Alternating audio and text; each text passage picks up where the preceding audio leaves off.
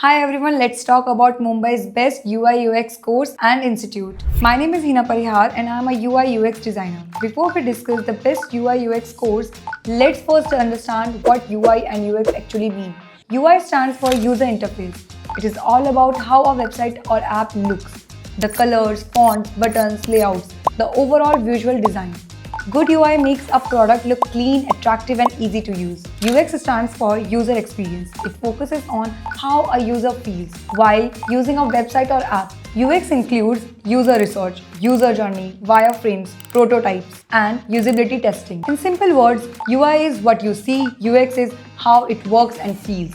Today, the demand for UI UX designers is extremely high. Every website and every app needs to be interactive and engaging. Only good design can hold attention, build trust, and convert visitors into leads or customers. That's why UI UX design plays a direct role in business growth and conversion.